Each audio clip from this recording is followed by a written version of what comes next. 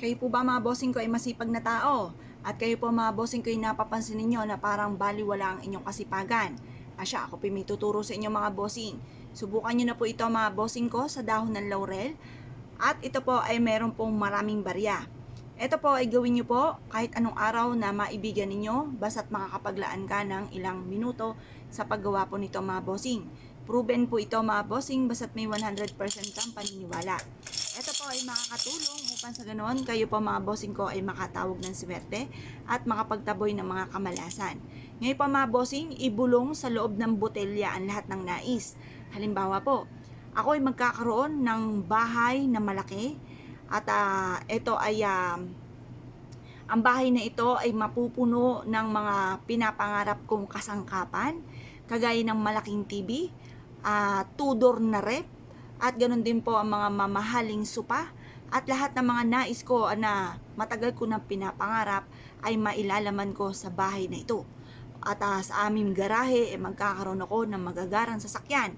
Ganun po ang mga wishes po ninyo mga bossing na walang gamit na sana, direct to the point.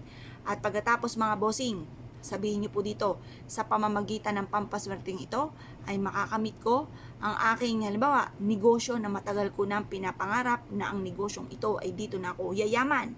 Ganun po ang pagwiwish siya, walang gamit na sana. At pagkatapos po ng i-wish nyo ang mga bonggacious na wishes, syempre mga bossing ko, bonggacious din ang ating kayod. Kailangan mga bossing, kung marami ang inyo po mga pangarap, marami rin ang kayod at magtitiis, magtsatsaga. Kasi wala naman pong isang click lamang ay magkakaroon tayo ng maraming pera. Kung ang inyong kasipagan ay hindi nyo po nakikita, walang pinatutunguhan, para may patunguhan po yan, asya, kailangan nyo po nito mga bossing, proven po ito na napakaswerte. Mas mainam yung mga buo ang inyo pong ilalagay po dito. Ako po ay namili ng mga dahon ng laurel na buo. Maganda po yan mga bossing kasi nakakatulong po yan upang sa ganon, mas higit po kayo na maka-attract ng swerte. Only wishes po ang ati pong dahon ng laurel, lalo na kung ito po ay buo. Pero kung gagamit kayo ng ritual, pwede yung mga pilas-pilas na dahon ng laurel. Ngayon po mga bossing, gawin nyo po ito sa umaga ng 6:30 or kaya po ay alas 7. Matatapos ang paggawa ng mga pampaswerte hanggang alas 8 lamang. Ibilad nyo po siya ng hanggang alas 8 na hindi po nakasarado ang takip. Pagtapos ng alas 8, sasaraduhan nyo po ito. Ilagay ito sa ilalim ng ati pong higaan at pagising, alugin ng alugin mga bossing. Nagtatawag po ito ng swerte at nagtataboy ito ng kamalasan para may patutunguhan ng ating kasipagan.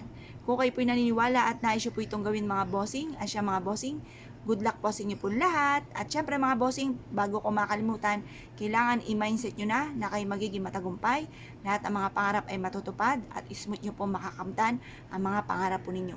Kaya kung kayo paniniwala mga bossing, asya, good luck po sa inyo po lahat.